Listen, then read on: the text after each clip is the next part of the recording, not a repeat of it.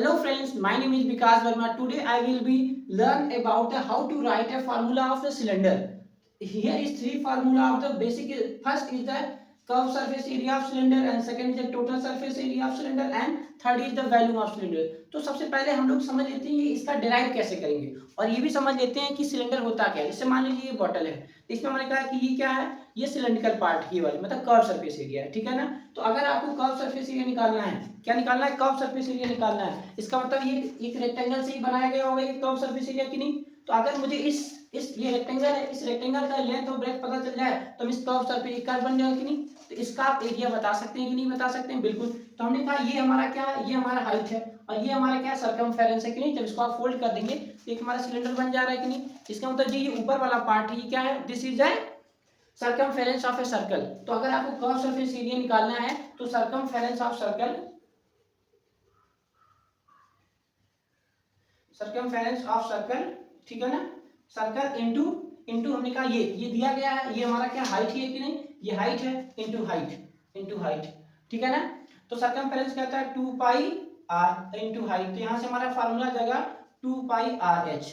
तो हमारा सर्कमफेरेंस का क्या sorry curve surface area of cylinder क्या फार्मूला हो गया, 2 पाई आर एच, ठीक है। Now the second total surface area of cylinder, हमने कहा टोटल सरफेस एरिया निकालना है। इसका मतलब ये कर्व सरफेस एरिया निकालना है और वो अपर वाले पार्ट और लोअर वाले पार्ट, मतलब दो सर्कल और एक कर्व सरफेस एरिया। तो यहाँ से हम लोग लिख सकते हैं क्या कि दो सर्कल हैं और एक है, तो लिखेंगे और एक हमारे कर्व सरफेस, लिखेंगे curve surface area plus 2 into area of circle, area of circle, ठीक है ना। ये 2 क्यों लिखे समझ में आया कि नहीं। कर्व सरफेस एरिया निकाला 2 पाई आर एच और प्लस एरिया ऑफ सर्कल, हमने कहा ऊपर का और नीचे का एरिया का था पाई आर स्क्वायर।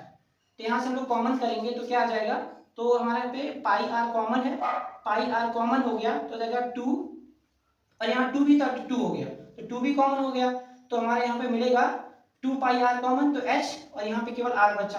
तो यहाँ फार्मूला आ गया टोटल सरफेस एरिया का 2 pi R H plus are.